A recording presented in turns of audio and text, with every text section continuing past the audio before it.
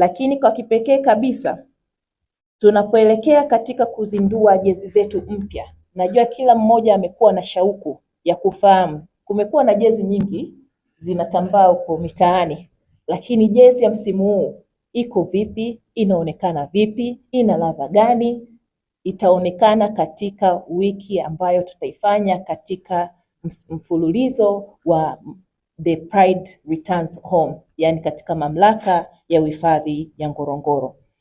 Kwa hiyo ninatoa wito wa kipekee kwa mashabiki wetu kuungana na sisi na kufuatilia ushirikiano huu ambao tunauzindua leo hapa Arusha, na kwa kipekee kabisa kutoka kwa management ya Simba Sports Club, ninapenda kutoa shukrani zangu za dhati kwa management na wafanyakazi wa mamlaka ya uhifadhi kwa kuwa tayari na kupokea wazo letu na kulifanyia kazi kwa pamoja, na wazo hili hatimaye leo linaenda kufanyiwa kazi. Lakini vile vile tunapoelekea katika mashindano ya AFCON mwakani ambapo tutakuwa wenyeji kama Tanzania, na bahati nzuri hapa Arusha ndo tuna uwanja ambao utakuwa ni moja ya viwanja bora vitakavyoweza kuhost mashindano hayo.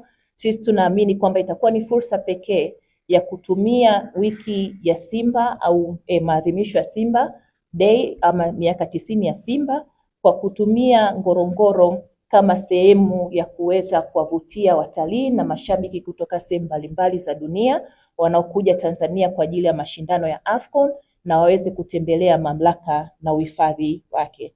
Na kwa kipekee basi, mwenyekiti, nichukue fursa hii kwa niaba ya management kuwataka wanasimba wote kutembelea mamlaka ya uhifadhi ya Ngorongoro na waweze kujionea asili yao, na ndiyo maana sisi kama Simba tumekuja na slogan ya kualika wanasimba na kuwakaribisha katika hifadhi ya Ngorongoro, na tunasema Simba tembelea Ngorongoro.